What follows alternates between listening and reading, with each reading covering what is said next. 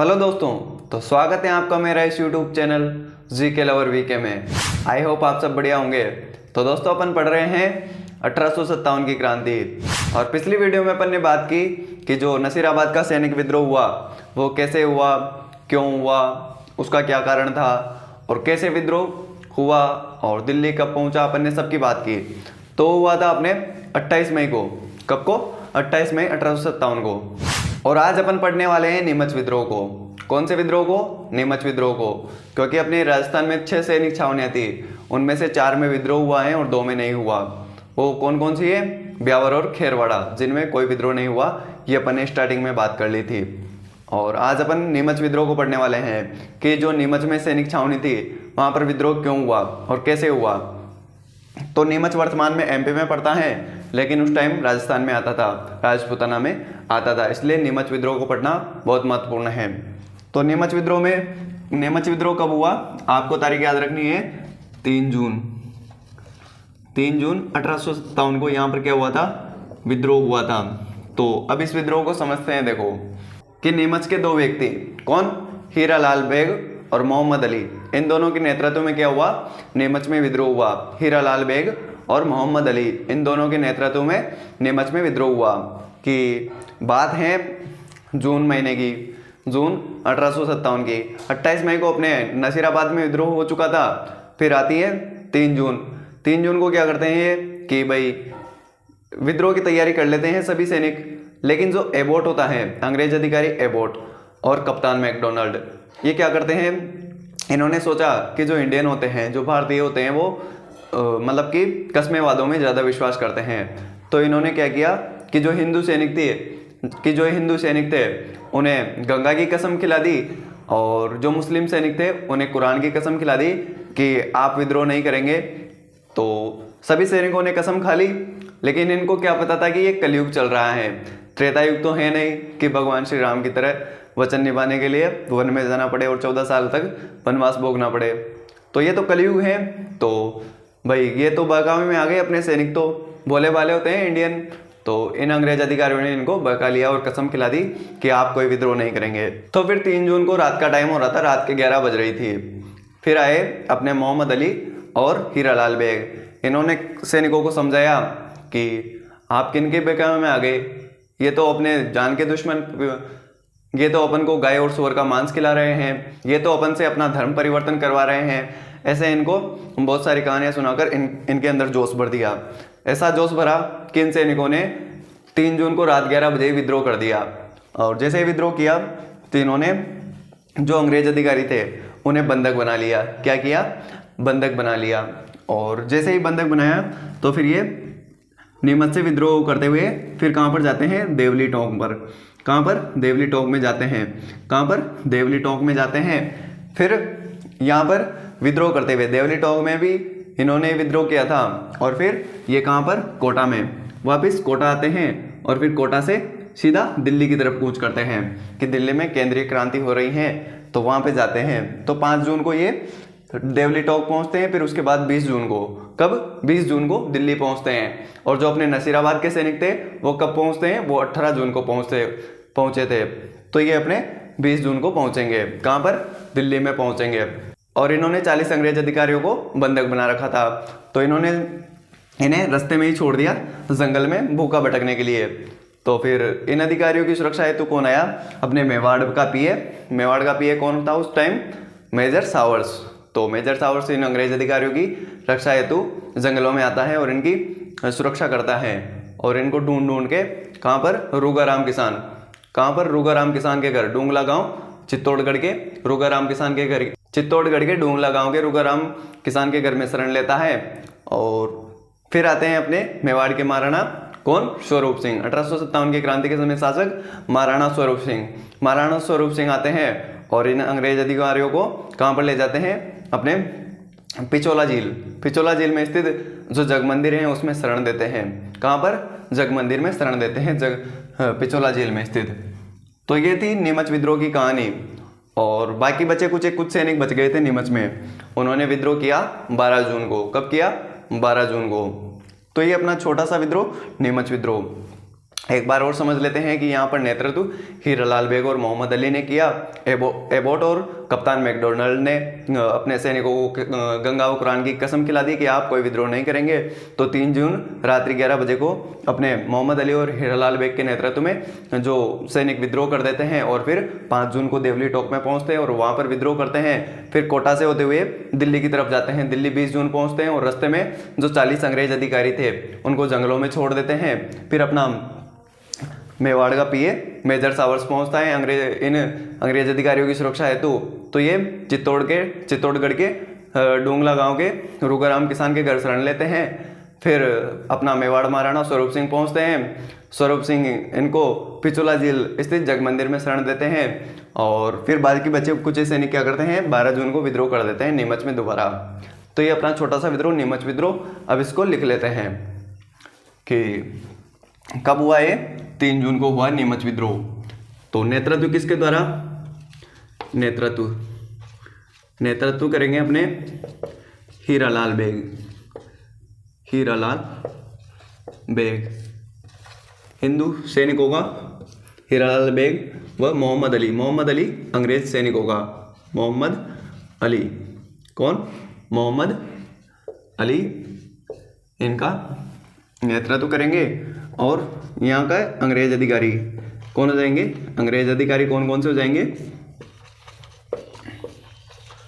अंग्रेज अधिकारी एबोट, नीमच में कौन, एबोट व कप्तान मैकडोनाल्ड। कप्तान कौन हो जाएगा,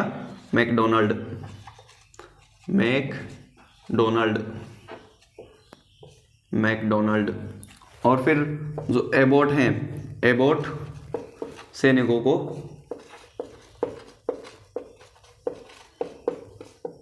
विद्रोह गंगा व कुरान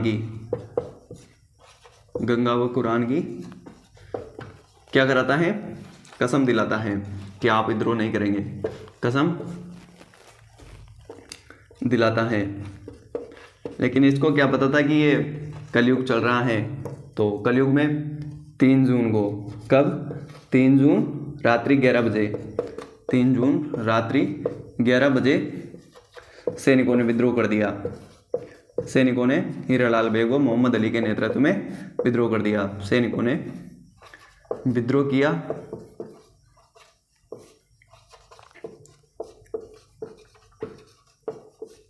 व अंग्रेज अधिकारियों को बंधक बना लिया।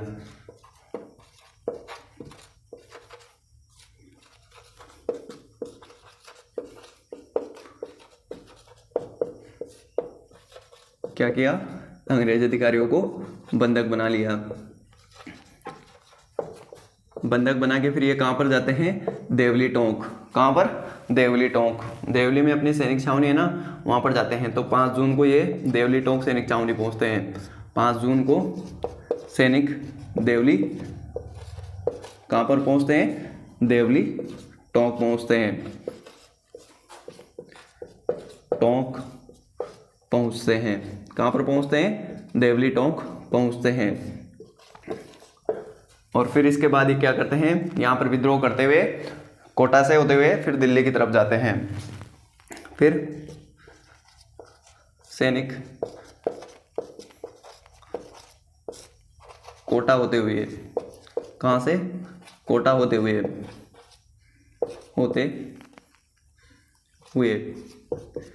दिल्ली की तरफ कूच करते हैं।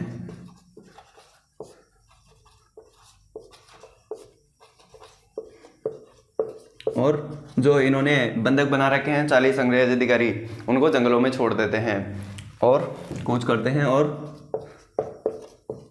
बंधक बना रखे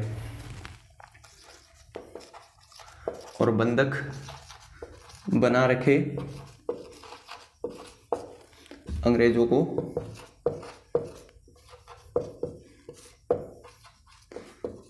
रास्ते में जंगल में छोड़ देते हैं, जंगलों में छोड़ देते हैं या जंगल में छोड़ देते हैं।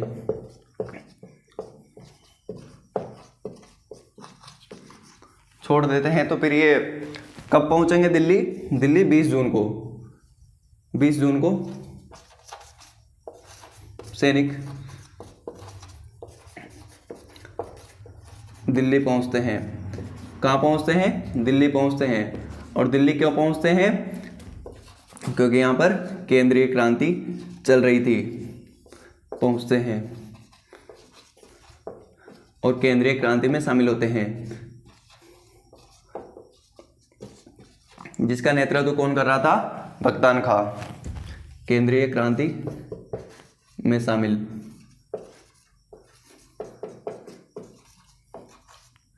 किस में शामिल होते हैं? केंद्रीय क्रांति में शामिल होते हैं।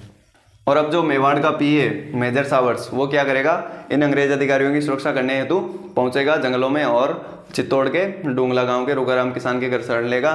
फिर मेवाड़ के महाराणा स्वरूप सिंह आएंगे जो इनको पिछोला झील स्थित जगमंदिर में शरण देंगे।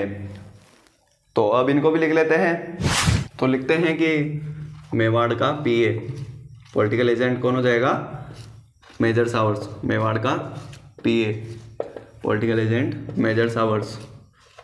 मेजर सावर्स अंग्रेज अधिकारियों की सुरक्षा हेतु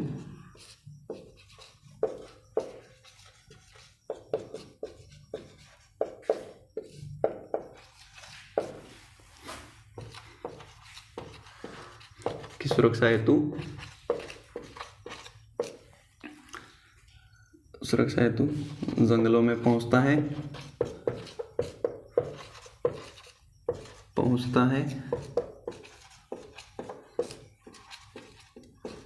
और सुरक्षित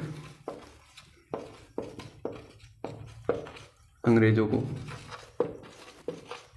कहाँ पर शरण लेगा? ये नाम याद रखना, स्थान का नाम इंपॉर्टेंट है। अंग्रेजों को डूंगला गांव चित्तौड़गढ़। कहाँ पर? चित्तौड़। डूंगला गांव चित्तौड़ के रुगाराम किसान। क्या नाम हो जाएगा किसान का नाम? रुगाराम किसान। रुगाराम किसान के घर शरण लेता है। के घर शरण लेता है। क्या करता है? शरण लेता है। रुगाराम किसान के घर शरण लेता है। तो फिर मेवाड़ के महाराणा पहुंचते हैं। मेवाड़ महाराणा कौन? स्वरूप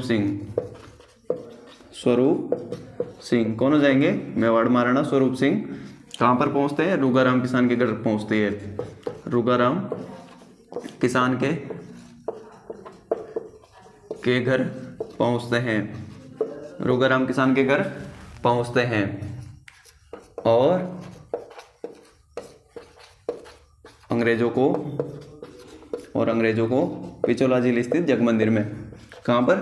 अंग्रेजों को पिछोला झील स्थित। कौन सी झील में? पिछोला झील में जगमंदिर और जगमाल स्थित हैं। पिछोला झील में स्थित जगमंदिर।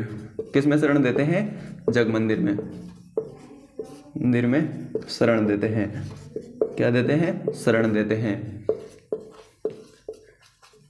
देते हैं। तो ये कुछ फैक्ट है, इनको याद करना बहुत इंपॉर्टेंट है एग्जाम की दृष्टि से। और अब लास्ट में लिख लेते हैं कि नीमच में दूसरा विद्रोह कब हुआ? 12 जून को। दूसरा विद्रोह 12 जून को बचे हुए सैनिकों ने किया।